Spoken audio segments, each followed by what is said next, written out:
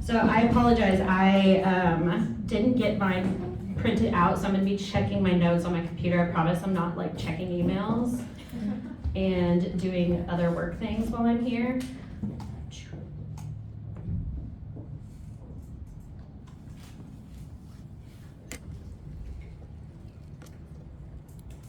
Okay, fantastic. Hi y'all. So my name is Iris Baxter-Looper, as has been mentioned. I use she, her, hers pronouns. I work at Take Control Initiative here in Oklahoma. If you haven't heard of us, Take Control focuses on removing barriers of access to contraception. So getting contraception delivered to your home, emergency contraception, discounting costs, getting people to and from doctor's appointments, like getting that IUD removed or an arm implant removed. And then we also just started our first vending machine. So we have a vending machine now in Tulsa on the TU campus that is 100% free. It is not tied to your student ID or any form of ID, which means anyone can use it, though of course our target audience is students and faculty and staff on campus. And it's entirely free. Contraception, emergency contraception, we've got dental dams, we've got menstrual products, we've also got COVID tests, pregnancy tests. So really, this is a new venture of ours, but I just wanted to share that as a really cool example of what that kind of work looks like right now, because of course it bleeds in, no pun intended. I actually have a lot of bleed puns, so I don't know if we'll get through all of them, but that kind of bleeds into this work as well, right? Because we are able to have free menstrual products available in this vending machine, and so a lot of the work kind of intersects in that way. So TCI has been doing this work since 2010. So it's one of the longest running birth control nonprofits in the US. Prior to going to TCI, where I've been for about a year, I worked at Oklahoma State University in Stillwater. And at Oklahoma State University, I was lucky to be able to support the students who started the Red Pantry on campus. And so that is another way that kind of bleeds into this work, is that I helped found and start the initiative at OSU to have these pantries on campus, but I want to be clear that it was really a student initiative. Like, I was there to support, but they came to me with a PowerPoint presentation on exactly what they wanted and how we could get funding to them. So that's just a little bit about me. I also received a Master's of Arts in Genocide Studies. So my interest in this world is really thinking about how we go from identity as a concept to systems of oppression, how we get from natural human diversity to systemic oppression. I strongly believe that history is the foundation that this work is built upon. Knowing what our past looked like helps us create our future. We can make change by understanding the work that has been done previously and learning from that work. So I'm honored to be asked to start the conversation today, and I thought that the fun way to start that would be looking a little bit at the history of what brings us to this space. So some of this might be stuff you already know, maybe you haven't done any looking into the history on this topic, but I just think it would be a good way to connect us all to where we're coming from in this space. So I want to start talking not just about the history of menstruation, because of course that has existed since time began, but I specifically want to talk about the phenomenon of menstrual activism. That's really what we're finding ourselves in these days.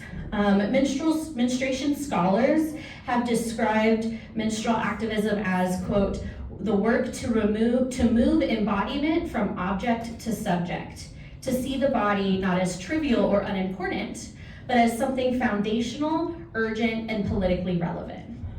Menstruation unites the personal and the political, the intimate and the public, the minutiae of the world, and the bigger stories about the body. It is about so much more than just blood. So, loved that quote. I highly recommend, if you want to learn about the history, to check out Chris Bauble and Brianne Foss's writings. They've done a lot on this, including an entire book. It's very fascinating. So menstrual activism really started in the 1960s. founded for the most part in a lot of early feminist movements, especially feminist spiritual movements, that saw menstruation as a source of female power and a way to connect the spirit and the body. Now, of course, a lot of this early work was not as gender inclusive. A lot of it was really based in women's experiences and perceived notions of what a woman's body looks like. But it was a powerful moment to start, right, this conversation that we're continuing today, and we can see how the conversation has changed from that less inclusive outlook that we had in the 1960s. Moving from the 1960s forward, art has been and continues to be a really key area that menstrual activism is unleashed or is practiced. Actually, when we started the campus Red Pantry at OSU, we started it with an art show. And so everybody submitted art that had to do some way with menstruation, period poverty, and then we displayed it on campus for a couple weeks. And so art is a really great tool to sort of explain or talk about these issues that we face. Of course, there's also artists who actually use menstrual blood in their art, which is a really important and powerful and radical kind of way to approach the whole topic. So we saw a lot of art coming out in 1950s, 1960s onward concerning specifically menstruation. One that I think is worth noting is Judy Chicago's work. She did a lot of really great feminist art, but she had one self-portrait she made of herself removing a tampon that really hit a lot of notes for people, and it became very popular. She also did a piece called Menstruation Bathroom, which is like an art installation of a menstrual space. So I highly recommend looking up her work if that's something that's interesting to you.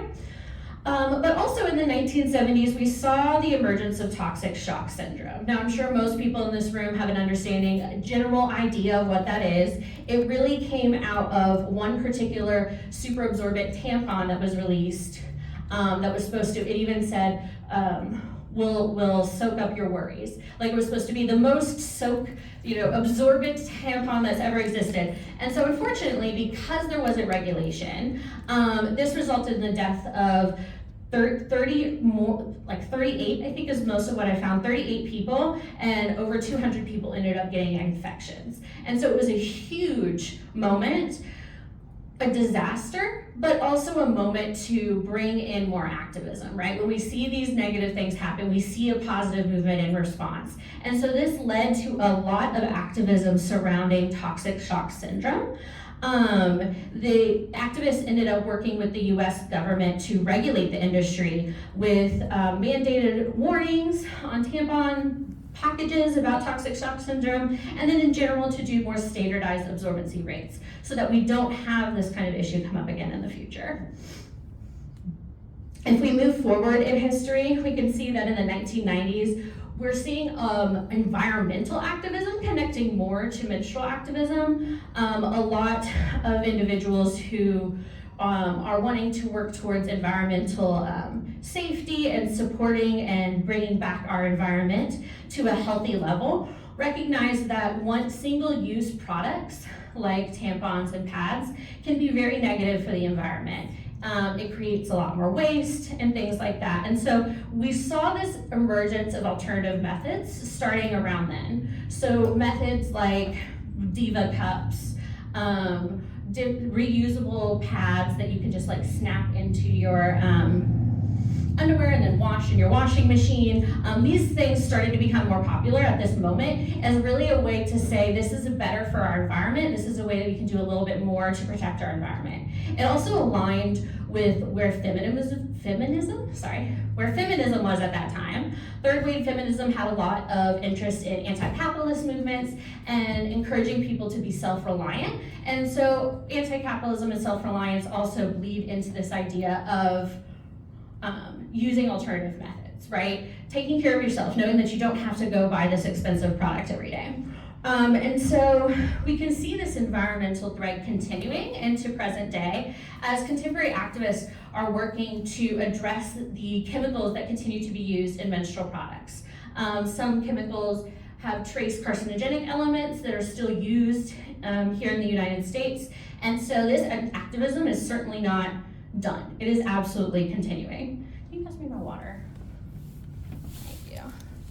I always bring a water and I always forget to carry it with me.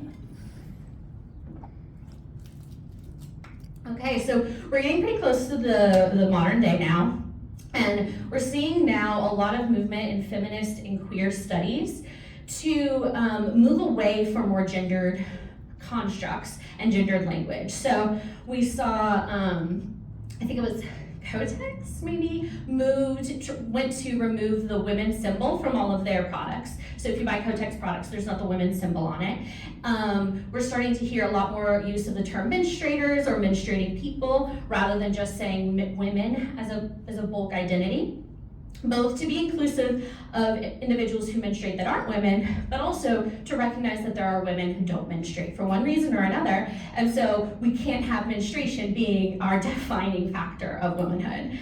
So this is sort of where the conversation is moving now, into discussing how we can ensure that trans men, trans women, non-binary individuals, and other gender expansive identities are being researched and better understood, especially when it comes to their interactions or experiences surrounding menstruation.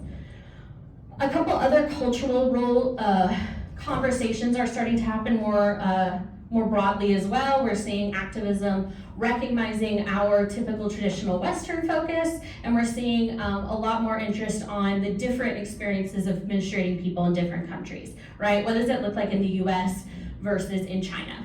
And so we're seeing a lot of international movements also seeking to have menstrual products and access to menstrual products considered international human rights. So it is a human right to have access to these products that you need. So what does our immediate history look like? That's like a very, very brief overview of like 40, 50 years. But if we're looking at the last couple years, the landscape is really quickly changing, I think, and growing. There's a lot more increased attention to period poverty, right, which is that gap in access that's created when you when poverty prevents menstruating people from being able to afford and access products. The communities that are most likely to be affected like that with period poverty are, of course, low-income individuals, but also individuals who are incarcerated or unhoused, face additional barriers of access. Really, the more barriers you have in one area, it's going to affect the other areas as well.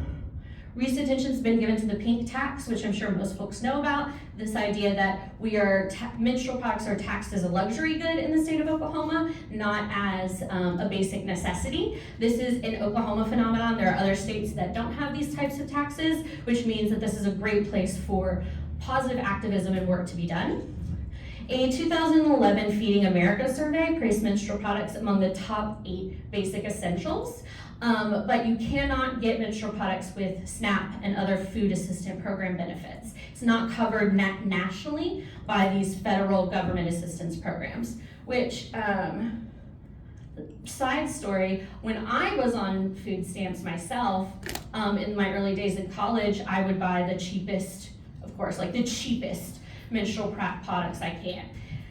And if you ever use the cheapest menstrual products out there, they are not great. I would have pads that the stuffing would just start coming out of, like after a couple of hours. So there's a huge gap when it comes to the cheapest products versus like the more named brand products in quality. And so that is a huge factor for individuals who can't afford those more expensive items.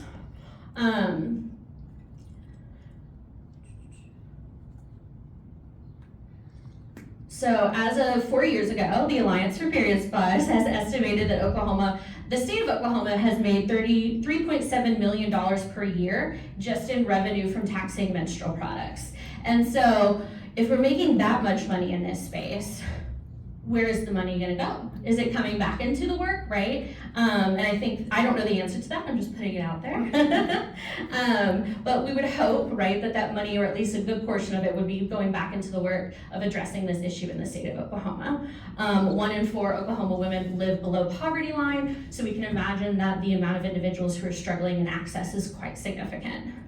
There have been a couple recent efforts by legislators to address this problem. Senate Bill 1499, which would have exempted menstrual products from this taxation, did pass last year the Senate Appropriations Committee before dying in chamber, but it got halfway there, it takes some time.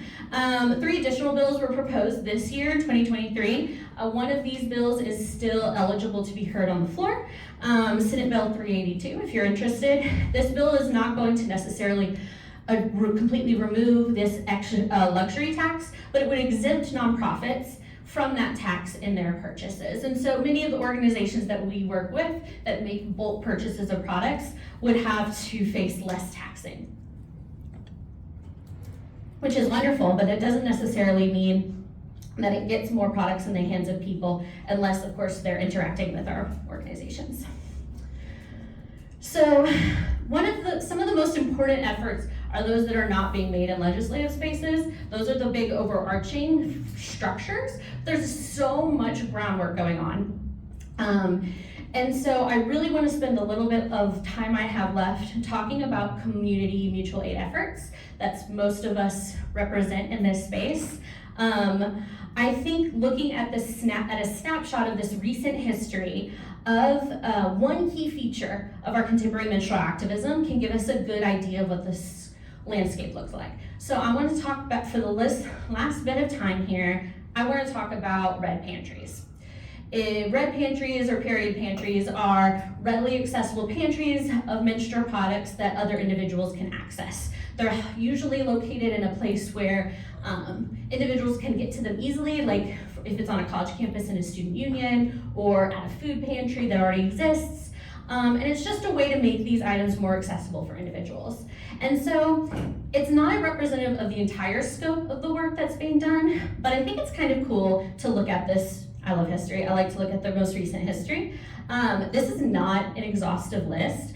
Actually, I would love it if you know of one that's not on this list to come let me know before we leave today, because maybe I can get this compiled and send it to whoever might have interest in using it. But I tried to do my research to find what period pantries I knew existed here in the state and what work was being done there. So in the last 3 years, we've started seeing many national organizations founding chapters in Oklahoma to address this issue. Red Equity began the Period Package Project in Tulsa. A number of period chapters were founded across the state, including the OU Women's Health Advocacy Organization. Many junior leagues in the OKC metro area have started working with Project Empower to provide products. In 2021, PeriodOKC was founded, which has since provided, I believe, around $200,000 in products. Is that correct? 200,000 products. Products, not dollars. Gotcha. That was last calendar year, and so Great. that was 2022. Gotcha. So 200,000 products Yes. so far this year. Students at Oklahoma State University launched their period product pantry in 2010 called the Red Pantry Committee. This has 3 locations on campus, as well as providing supplies to a local food pantry and then another location in Glencoe. This year, they told me that they have dispensed approximately 2,500 products so far. Granted, we're only halfway through the year. And then this initiative, starting in Stillwater at OSU, inspired some local high school students who actually went and got one started at their church in Stillwater as well. So it kind of had a wonderful effect on the community overall.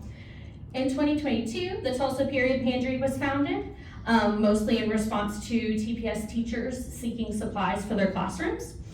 OU's Women's Health Advocacy Organization, who I mentioned before, began leading baskets of menstrual products in gender-neutral bathrooms on campus. This is, of course, important because a lot of times, and often these legislation that looks to provide free products, looks to ensure products are in women's bathrooms. And so this decision to put them in gender-neutral bathrooms on campus makes it so much more comfortable for trans and gender-expansive individuals to get those goods, so I wanted to note that. Similar to the work at OSU, this activism at OU bled off campus with students donating to a local pantry, women's shelter, and public schools. And then this year, So we're only a couple months into this year. In 2023, the Institute for Native Arts and Media began collecting and supplying menstrual products to members. Rogers State University's Sexual Health Student Organization and Outreach began supplying menstrual products in the dining hall on campus. So that is just a very brief bullet point of all of the different initiatives and programs that have started in the last 3 years. That is just looking at 2019, 2020 to today. So a huge blossoming of this work within Oklahoma within the last couple of years, even during COVID. Honestly, that for me, I think is really surprising that we've even been able to get all this work together and launched in this state in the middle of a health pandemic, in the middle of this crisis. So only in 3 years, so much hard work, so many resources, so many people made the collective decision to step up and work together to ensure menstrual equity for Oklahomans. As we see access to healthcare being put at risk by legislation and economics, we see a strong response and a strong pull to ensure that every Oklahoman has access to the healthcare and products they need to live equitably. So I want to end by taking this look at the past and turning us towards the future. So the past, the history, what will this lead us to in our future? We can see that the work is being done in quite significant numbers, actually, here in the state, across the state. Historically, from early feminism to these new red pantries, Oklahoma is doing the work. From small towns to big cities like Tulsa and Oklahoma City, Oklahomans have been and will continue to pull together resources and knowledge to give to one another. So we heard about all the work. I want to ask you to imagine what that landscape might look like in 5 or 10 years. So what might it look like? Just imagine when every Oklahoman knows that no matter how much money they have in their bank account or the expression of their gender, that they will never go without this vital necessity. Or what it will look like when unhoused Oklahomans don't have to choose between menstrual products and a hot meal. When a scared and confused child might see blood in their underwear but be greeted by comfort and resources, not shame or misinformation. This is only the first day of a long, new conversation among all of us about menstrual equity. To continue this necessary work, I encourage you to go into today with history in mind and consider, what will our history be? What is the history that we are creating together? So I cannot wait until we collectively are able to answer these questions with all our continued robust work in all of our different places, because I strongly believe, and I know you all do as well, that every Oklahoman deserves access to menstrual equity. So that's what I have. Thank you so much.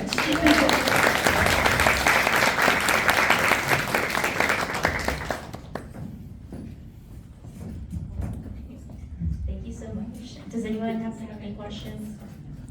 Otherwise, we'll kind of transition into like a 5-ish minute break. We have little sticky things you can write your name on at that table over there and over here. You're welcome to get some drinks if you are parched. And let's see, introduce yourselves to the people at your table if you have not yet. And I think my last thing on my list is, if you're on the first panel, please head up. But yeah, thank you guys.